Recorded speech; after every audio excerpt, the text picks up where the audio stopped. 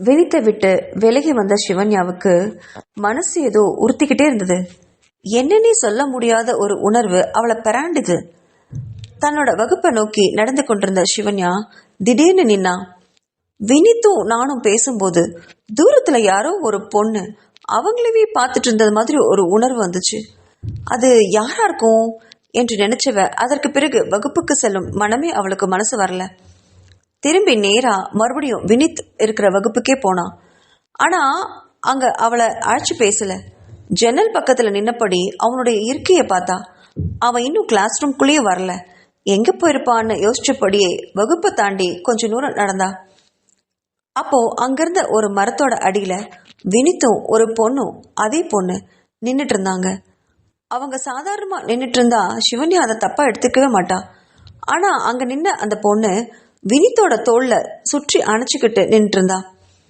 யார் இவ என்று நினைச்சபடி மரத்தை சுற்றி மறுபக்கம் போய் நின்னா சிவன்யா. அவங்க ரெண்டு பேரும் ஒருத்தர் கட்டி அணைச்சு நின்றுட்டு இருந்ததுனாலயோ என்னவோ சிவன்யா பக்கத்துல வர்றத அவங்க உணரவே இல்லை. அப்போ அந்த பொண்ணு வினித் கிட்ட, என்ன வினு, இப்ப புதுசா ஒரு பொண்ணு கிடைச்சிட்ட உடனே என்ன கண்டுக்கவே மாட்டேங்கிறியே என்றாள்.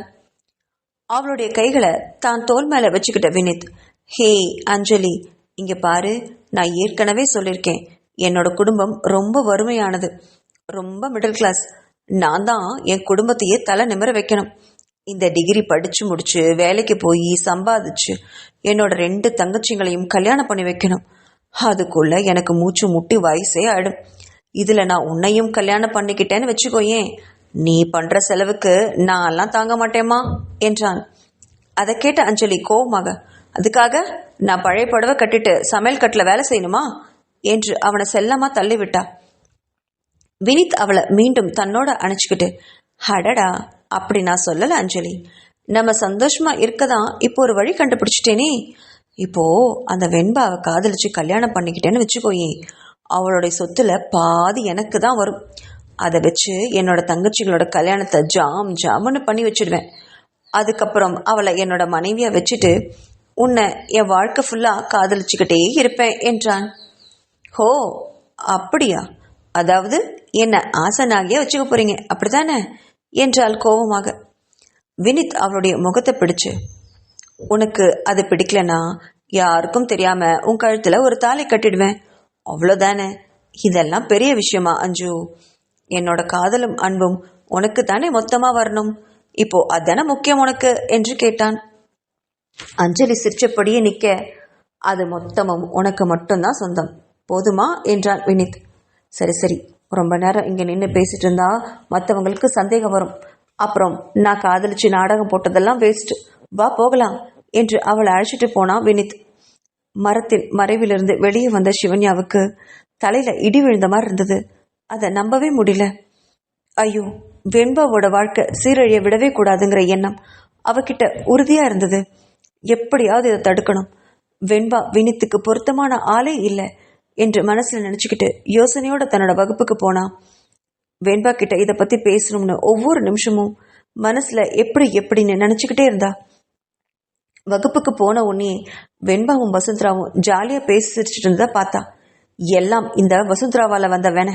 அடிக்கடி வெண்பாவை வெளியில கூட்டிட்டு போய் வினித்தை சந்திக்க விட்டுருக்கா.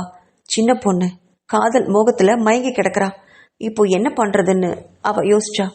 இத சொன்னா வெண்பா சிவன்யா கிட்ட சண்டை வரவும் தோணும் அப்படிங்கிற எண்ணமும் வந்துச்சு. ஆனாலும் பரவாயில்ல, என்ன சண்டை நமக்குள்ள நடந்தாலும் பரவாயில்ல, வெண்பாவோட வாழ்க்கை வினித் கிட்ட சிக்கவே கூடாது. அதை தடுக்கணும்னு முடிவு செஞ்ச சிவன்யா வெண்பா கிட்ட பேசுற அந்த நேரத்துக்காக காத்துட்டு இருந்தா.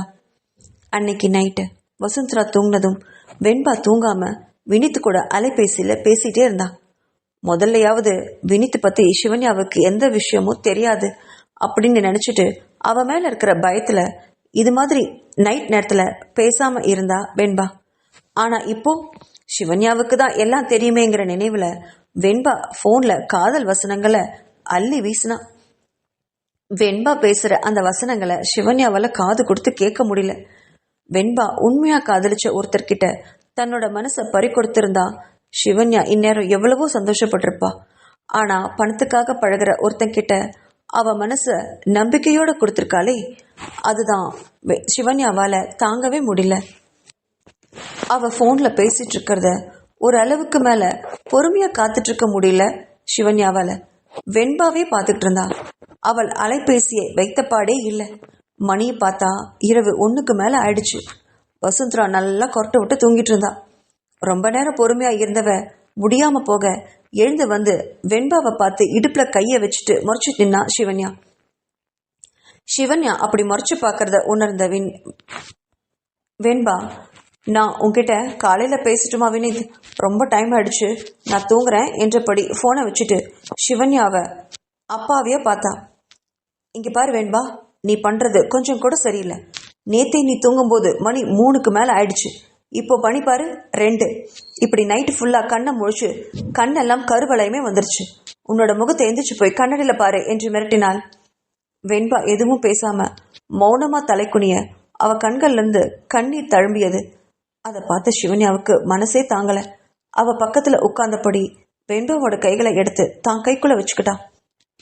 இங்க பாரு வெண்பா, நீ லவ் பண்ணுடா, நான் வேண்டான்னு சொல்லவே இல்லை. ஆனா இந்த படிப்பை மட்டும் எப்படியாவது கஷ்டப்பட்டு நல்ல முறையில முடிச்சிடு என்றவள் தயங்கியபடி, எனக்கு என்னவோ இந்த வினித் உனக்கு சரியான ஆளா படல வெண்பா என்று மென்று முழுங்கி விஷயத்த சொன்னா சிவன்யா. அதை கேட்ட வெண்பா சடார்னு சிவன்யாவோட கைப்பிடிக்கல இருந்து தான் கைய உருவிக்கிட்டா. எனக்கு தெரியும்டி, நீ இப்படித்தான் சொல்லுவேன்னு எனக்கு நல்லா தெரியும். உனக்கு யாரு காதலிச்சாலும் பிடிக்காது. என் அண்ணா உன்கிட்ட 3 வருஷமா பேசணும்னு முயற்சி பண்ணிட்டு இருக்காரு. ஆனா நீ ஒரு தடவையாவது எங்க அண்ணா கிட்ட பேசினியா? எங்க அண்ணா தான் உன் பின்னாடி லோன்னு சுத்துறாரு. ஆனா நீ அவரை ஏறெடுத்து கூட பார்க்க மாட்டேங்கிற. என்னையும் உன்ன மாதிரி இருக்க சொல்றியா? அப்படித்தானே? ஒரு அன்பான உயிர் என்னை காதலிச்சுட்டு காத்துட்டு இருக்கும் போது நான் அவர்கிட்ட பேசக்கூடாது, அவரை லவ் பண்ணக்கூடாதுன்னு சொல்றதுல என்னடி நியாயம் இருக்கு? உனக்கு காதல் பிடிக்கலனா நீ போய் படி. என்னை எந்த விதத்திலும் கட்டாயப்படுத்தாத. அதுவும் இல்லாம வினித்தை என்கிட்ட இருந்து பிரிக்கணும்னு நீ நினைச்சா அப்புறம் இந்த ஜென்மத்துல எங்க அண்ணா கூட நீ சேர முடியாது என்று மிரட்டினாள் வெண்பா. வெண்பா பேசுனதை கேட்டு ஒரு நிமிஷம் அதிர்ந்து போய் உட்கார்ந்தா சிவன்யா. மெதுவா அவளுடைய கட்டில இருந்து எழுந்து நின்னபடி வெண்பாவை பார்த்தா. ஏன் வெண்பா, இவ்வளவு வருஷமும் என் கூட இருக்கியே, என்னை நீ புரிஞ்சுக்கிட்டதே இவ்வளவுதானா? நான் உன்னோட வாழ்க்கையை கெடுக்கணும்னு நினைப்பேனா? வினித் நல்லவர் இல்லம்மா, எனக்கு அவர் மேல நம்பிக்கையே இல்லை. உன் அண்ணாவுக்கு இதை பத்தி தெரிஞ்சா ரொம்ப வருத்தப்படுவார் வெண்பா. நான் சொல்றதை கேளு வெண்பா என்றாள்.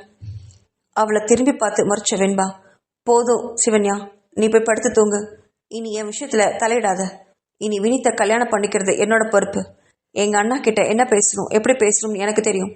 இனி என்கிட்ட இதை பத்தி பேசாத என்று கடுமையான குரல்ல சொல்லவும் வேற வழியே இல்லாம அவளுடைய படுக்கையை விட்டு நகர்ந்து போனா சிவன்யா. அவ போனதும் இழுத்து போத்திக்கிட்டு படுத்துக்கிட்டா வெண்பா. அடுத்த நாள் காலையில எழுந்து பார்க்கும்போது வெண்பா படுக்கையிலே இல்லை. வசுந்தரா அப்பதான் குளிச்சுட்டு வந்திருந்தா. இரவு சரியா தூங்காதனால காலையில லேட்டா எந்திரிச்ச சிவன்யா வசுந்தராவை திரும்பி பார்த்து, எங்க வசு, வெண்பாவை காணோம், இந்த நேரத்துல எங்க போனா என்று மணியை பார்த்தபடி கேட்டா சிவன்யா. மணி அப்பதான் காலையில 7 ஆச்சு. காலேஜ் திறக்கிறதுக்கு இன்னும் 2 மணி நேரம் இருக்கே, அதுக்குள்ள இவ எங்க போனா அப்படின்னு நினைச்சபடி வசுந்தரா கிட்ட கேட்க அவ அசால்ட்டா தோலை குலுக்கினபடி, ஏதோ வினித்தை பார்க்கணும்னு காலையிலேயே வெளியில போயிட்டா என்றாள். அதை கேட்டு அதிர்ச்சியானா சிவன்யா. ஏன் வசு, இந்த நேரத்துல அவனை போய் பார்க்காட்டி என்ன, சாயங்காலமா போய் பார்க்கலாம் இல்லையா என்று கேட்டவளை உறுத்து விழிச்சா வசுந்தரா. ஏண்டி, உனக்கு என்ன தாண்டி பிரச்சனை? நீயும் காதலிக்க மாட்ட, கூட இருக்கவங்களையும் காதலிக்க விட மாட்டியா என்று கேட்டாள் வசு. வெண்பா கிட்ட தான் இரவுல பேசினது வசுந்தராவுக்கு தெரிஞ்சிருச்சு போல.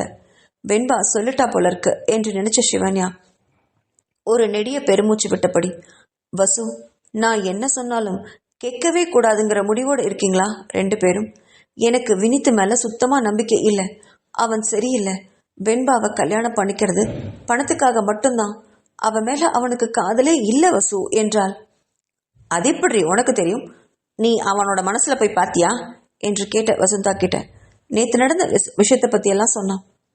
அதை கேட்ட வசுந்தரா, ஏய் வினித்தை நீ போய் வேவு பார்த்துட்டு வந்தியா? இது மட்டும் வெண்பாவுக்கு தெரிஞ்சது நீ அவ்வளவுதான் என்று வசுந்தராவை பரிதாபமா பார்த்தா சிவன்யா. வேற என்ன வசு பண்றது? என்னை என்ன பண்ண சொல்ற? வெண்பா சொல்ற பேச்சை கேட்கவே மாட்டேங்கிறாளே. இப்போ நான் என்ன பண்றது? வினித்தையும் வெண்பாவையும் நம்ம பிரிச்சே ஆகணும். அதுக்கு ஏதாவது ஒரு வழி இருந்தா சொல்லு என்றாள். சரி சரி, அதை பத்தி நம்ம அப்புறம் பேசலாம். நீ வெண்பா கிட்ட வினித்தோட கிளாஸ் ரூமுக்கு போனதை பத்தி எல்லாம் சொல்லாத. அப்புறம் உன்னை முழுசா வெறுத்துடுவா.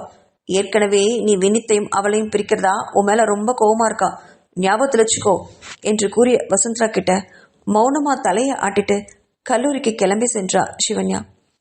கல்லூரி தொடங்கி வெகுநேரம் ஆகியும் வெண்பா வகுப்புக்கு வரவே இல்லை. அதை நினைச்சு ரொம்ப கவலைப்பட்டா சிவன்யா.